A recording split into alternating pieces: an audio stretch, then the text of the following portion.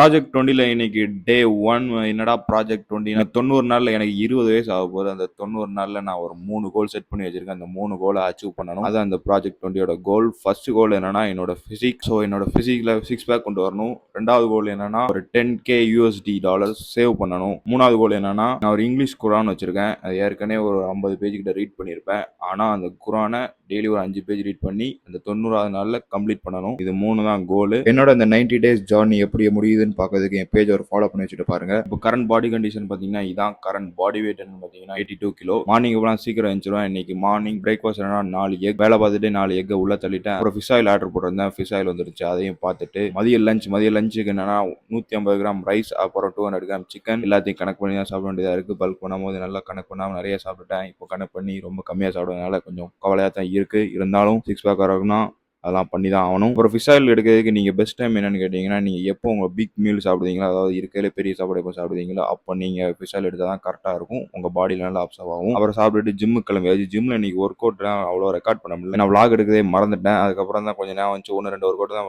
Record பண்ணேன். அப்புறம் gym முடிச்சுட்டு வீட்டுக்கு வந்து ஓட் மீல் என்னன்னா 16 கிராம் ஓட்ஸ், அப்புறம் மில்க், அப்புறம் 1 ஸ்கூப் வே. இது 3 தான் நமக்கு போஸ்ட் ஒர்க் அவுட் மீல். அப்புறம் அதை சாப்பிட்டுட்டு ஊரில் வரும்போது நல்ல மழை, ட்ரெஸ்ஸை மாற்றிட்டு கிரேட்டின் எடுக்க மறந்தேன். கிரேட்டினை எடுத்துட்டு வெளியே பார்த்தா மழை பெஞ்சுக்கிட்டே தான் இருந்துச்சு. ஒண்ணுமே என்ன செய்யணும்னே தெரியல. திருப்பி உள்ள வந்தேன். சரி, ஒரு ஆல்பம் இருந்துச்சு, சின்ன வயசு போட்டோ ஆல்பம்லாம். அந்த போட்டோல பார்க்கறது யாருன்னா நான் தான்.